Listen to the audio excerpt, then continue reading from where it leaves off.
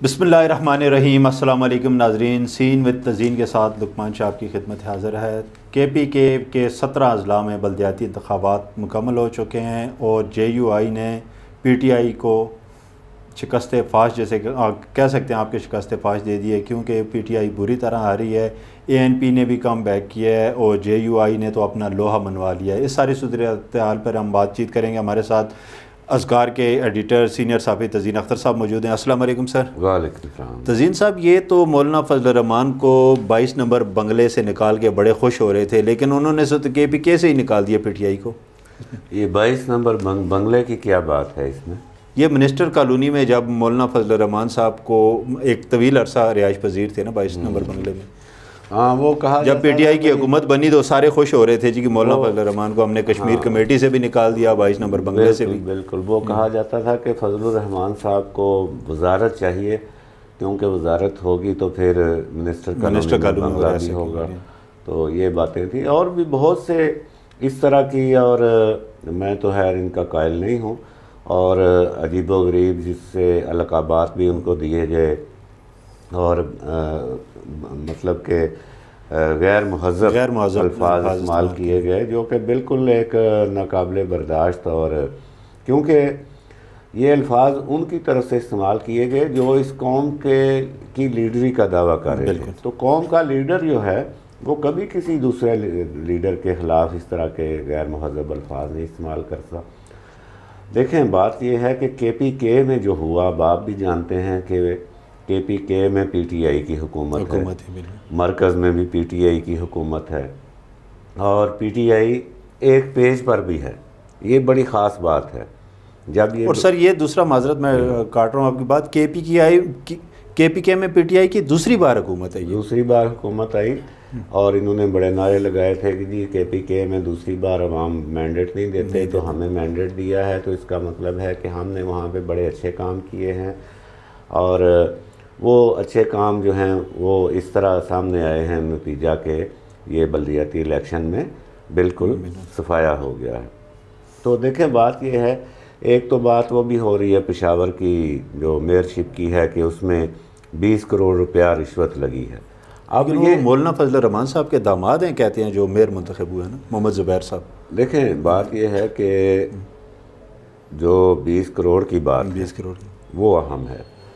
अब 20 करोड़ अगर जो पिछले थे, जो ज़िला नाज़म थे वहाँ पे, चैम्बर ऑफ कॉमर्स के भी वो सदर रहे हैं, उनका भी नाम आ रहा है। और अब ये कह रहे हैं जी माफिया है, जी माफिया है। भाई माफिया तो हर जगह पे होता है, बिल्कुल यहाँ पे भी होगा। आपके पास ताकत आपके पास है, इख्तियार आपके पास है, हुकूमतें आपके पास हैं और एक पेज भी आपके पास है जो कि सबसे ताकतवर है, ठीक है ना। तो फिर ये माफिया क्यों नहीं आपके कंट्रोल में आता? एक बात। दूसरी बात, आप ही अब कह रहे हैं जी 20 करोड़ रुपया रिश्वत लगी है, तो फिर आप आपका बंदा चोर हुआ ना, ठीक है। बिके तो आपके लोग हैं, बिके तो आपके लोग, ठीक है। ये आप मतलब के इल्ज़ाम उन पे लगा रहे हैं या अपने आप तस्लीम कर रहे हैं। अब आप पे ये फ़र्ज़ है कि आप उस 20 करोड़ लेने वाले को सामने लेके आएँ और उसको निशाने इबरत बनाएं। अभी मैं देख रहा था कुछ जगह पे जो गैर मुसद्दक़ी है, लेकिन ये चीज़ें चल रही थी कि जो वज़ीर आला हैं KPK के, महमूद खान साहब, हाँ महमूद खान साहब, वो इस वक्त डेंजर जोन में है। और होना भी चाहिए, ज़ाहिर है कि इतनी ज़ोरदार जमात हो, वन पेज वाले साथ पीछे खड़े हों और फिर भी आप हार जाएँ। तो ये हार जो है ये बुनियादी तौर पर तो हुई है जो इन्होंने अवाम दुश्मन इक़दामात किए हैं अपने पूरे 3.5 साल में, जिसमें सर फहरिस्त महंगाई है और बाकी जो इनएफिशिएंसी है, यानी डिलीवरेंस में जो नाकाम हुए हैं, जो सलाहियत की कमी है, वो अपनी जगह है। लेकिन सबसे अहम एलिमेंट है महंगाई। अच्छा, महंगाई का भी ये इनके वज़रा यूँ बयान करते रहे कि अगर आपने कहा कि पेट्रोल क्यों महंगा हुआ है तो जवाब आता था कि नवाज शरीफ। अगर आप कहते थे कि चीनी क्यों महंगी हुई है, जवाब आता था जरदारी। यानी सबका हुकूमतों पर डालते रहे, लेकिन KPK हुकूमत ने सारा मलबा उठा के इन्हीं पे डाल दिया, इन्हीं पे डाल दिया। और KPK के अवाम ने, मैं तो ये समझता हूँ कि वो बारिश का पहला कतरा साबित हुए हैं। और इसकी इससे ज़्यादा झलक जो है वो हमें अब हज़ारा में नज़र आएगी। آپ ہزارہ سے تعلق رکھتے ہیں اور ہزارہ کے جرنلسٹ کے آپ لیڈر بھی ہیں، آپ یہ بتائیں کہ ہری پور میں کیا صورتحال رہی وہاں پہ، اور نون لیگ جو ہے وہ آگے رہی، اور جو باقی اضلاع ہیں ہزارہ ڈویژن کے اس میں اب الیکشن جب ہونے جا رہا ہے تو وہاں کیا ہوا ہے؟ ہری پور کی اگر سر بات کریں تو سب سے زیادہ ہزارہ میں جو ترقیاتی کام پی ٹی آئی نے کیے وہ ہری پور میں کیے۔ ٹھیک ہے، عمر ایوب صاحب، ان کی پوری فیملی کی وہاں حکومت ہے، انہوں نے اتنا ترقیاتی بجٹ لے کے آئے ہیں کہ پی کے میں کہیں نہیں لگا، اس کے باوجود شکست ہو گئی ہے انہیں۔ 2 سیٹیں نون لیگ لے گئی، ایک آزاد امیدوار وہ بھی نون لیگ کی حمایت میں ہی لے گیا، یعنی 3 سیٹیں ان کے ہاتھ سے نکل گئی ہیں ہری پور کی۔ تو عوام نے وہاں بھی زیادہ تر مہنگائی کی وجہ سے انہیں مسترد کر دیا، عوام نے نہیں دیکھا کہ ان کی گلی بنی ہے، نالیاں بنی ہیں، روڈ بنی ہیں، عوام کو کھانے کے لالے پڑے ہوئے ہیں۔ اس طرح اب ایبٹ آباد میں بھی ان کی پوزیشن بہت کمزور ہے، اور مانسہرہ اور بٹگرام میں وہاں اگر جے یو آئی اور نون لیگ مل جاتے ہیں تو پی ٹی آئی وہاں نہیں ٹک سکتی۔ ان اضلاع میں بھی، کوستان میں بھی یہی حال ہے، طور غر میں بھی اگر ایبٹ آباد سے کوئی ایک آدھ سیٹ پی ٹی آئی نکال لے، نہیں کہہ سکتے، ورنہ برے حال ہیں ان کے پورے ہزارہ ڈویژن میں، ان کی جیتنے کی صلاحیت نہیں ہے وہاں۔ دیکھیں جو عمر ایوب ہے نا، ان کی جو فیملی ہے ان کے بڑے ایک ہسٹری بھی ہے، اور عمر ایوب خان صاحب ان چند 1 2 3 وزراء میں سے ہیں جو کہ یہ زیادہ سیاست میں نہیں پڑھتے اور وہ اپنے کام پہ ترقیاتی کام کرواتے رہتے ہیں۔ تو عمر ایوب خان صاحب کو جو نقصان ہوا ہے وہ پی ٹی آئی سے وابستگی کی وجہ سے ہوا ہے، اور ورنہ انہوں نے اپنی منسٹری میں بھی کام وہ ٹھیک کر رہے ہیں، اور جیسے آپ بتا رہے ہیں ہری پور ضلع میں انہوں نے کام کیے۔ تو پی ٹی آئی کے ساتھ جو نفرت ہے اس وقت عوام کی، اور لازمی بات ہے کہ عام آدمی جو ہے، ہم اسلام آباد میں اتنے متاثر ہیں تو ہری پور اور یہ دور دراز اضلاع جو ہیں وہاں پہ کام کاج بھی اتنے نہیں ہیں، وہاں پہ عوام کی کیا حالت ہوگی۔ تو یہ انہوں نے اپنا رد عمل دیا ہے۔ اب ہمیں دیکھنا یہ ہے کہ خان صاحب ابھی بھی نیند سے جاگتے ہیں یا نہیں جاگتے۔ ابھی بھی ان کے پاس 1.5 سال ہے، 1.5 سال میں 1 سال میں 365 دن ہیں، ان کے پاس 500 سے زیادہ دن ہیں اور پورا اختیار ہے، اور 1 پیج ان کے ساتھ ہے۔ ان 500 دنوں میں یہ 5 اچھے کام کر جائیں نا تو پھر بھی ان کی کوئی وہ پنجابی میں کہتے ہیں پت رہ جائے گی، ٹھیک ہے۔ بصورت دیگر انہوں نے یہ فلم دیکھ لی ہے کے پی کے کی، اور وہاں پہ ان کو نظر آ گیا ہے کہ یہ جتنی مرضی تقریریں کریں۔ خان صاحب تو کہتے ہیں کہ اب میں دوسرے مرحلے کی نگرانی خود کروں گا، اس سے کیا نتائج نکلیں گے؟ اس کے نتائج اس سے بھیانک نکلیں گے، جیسے کہ خان صاحب ہمیشہ جس چیز کا نوٹس لیتے ہیں وہ اور خراب ہو جاتی ہے۔ وہ مذاق بنا ہوا نا ان کا کہ فلاں چیز کا نوٹس لے لیا خان صاحب نے تو وہ چیز اور خراب ہوگی۔ تو اب یہاں پہ خود نگرانی کریں گے تو پھر یہ اور بھیانک معاملہ نکلے گا۔ اور نگرانی تو چلیں جب کریں گے، پہلے تو یہ خبریں آ رہی ہیں کہ دوسرا مرحلہ جو ہے وہ اس کو لیٹ کر رہے ہیں اور اس میں موسم کو بہانہ بنا رہے ہیں۔ اس حوالے سے آپ کیا کہتے ہیں؟ نہیں، موسم تو کے پی کے چند اضلاع میں ہو سکتا ہے نا، موسم کی خرابی پورے کے پی کے میں تو نہیں ہے۔